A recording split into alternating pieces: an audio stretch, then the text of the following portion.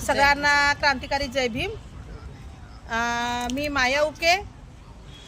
जो काल सुरेश ससाईच्या वर जो आरोप झाला त्या आरोपला मी ते म्हणजे ठराविक प्लॅनिंग असं समजते। काल त्यावेळेस मी तिथं स्वतः हजर होती आणि जो प्रकार घडला तो नको घडायला पाहिजे। आम्ही बाहेरच होतो, ह्या 5-6 लेडीज गेल्या भंतेजीकडे भेटतोय म्हणून, आणि आतमधून खूप आवाज आला, खूप भांडण्याचा आवाज आला। तिथे त्या लेडीज होत्या आणि गजगाटे होत आहे आणि प्रदीप आगलावे होता। हे 3 ट्रस्टी होते, 3 ट्रस्टी होते आणि तुम्ही एकाच ट्रस्टीवर आरोप करणं हे चुकीचं आहे। कोणत्याही गोष्टीचा असो, ट्रस्टी सगळ्या जिम्मेदाराला, सगळे ट्रस्टी जिम्मेदार सगळ्या गोष्टीला। मग तुम्ही एकच भंतीचा विरोध का केला? आणि जी समिती येणार होती चौकशीला काल, ते तिथल्या लोकांनी सांगलंच तेव्हा आम्ही लोक गेलो।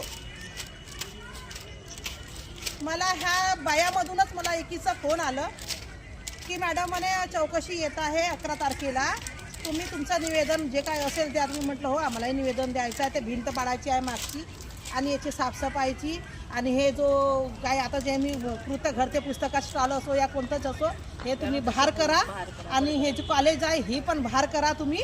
इथे जे श्रामनेर निघतील त्याच्या शिक्षणासाठी इथं ठेवा, असं मी निवेदन दिलं काल।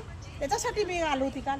पण हे जो आतमध्ये बघून हा खूप म्हणजे आमच्या समाजाला हा काळक फासल्यासारखं हा कालचं कार्य झालं, हा लई चुकीचं झालं। आणि भंतेजीला तुम्ही उत्तेजित केलं, एवढ्या जोरात ओरडत होत्या आणि आम्ही ओरडत म्हणून आम्ही 3-4 लोक बाहेर बसलो नाही, आम्ही आतमध्ये गेलो। मी आतमध्ये गेलो तर त्या उज्ज्वला मॅडम त्यांनी म्हटलं की हा भंतेजी म्हणतो, व्हिडिओमध्ये बघून घ्या, मी जेवढं एक शब्द बघा। हा भंतेजी म्हणतो की माझ्या बाबाची दीक्षाभूमी आहे, तर भंतेजी मैंने का बोला ऐसे ऐसे करके वो आहे। म्हणून हा प्रकार हा चव्हाट्यावर आणण्यासारखा नव्हतं, पण हा चव्हाट्यावर आणलं याचा मी निषेध करतो।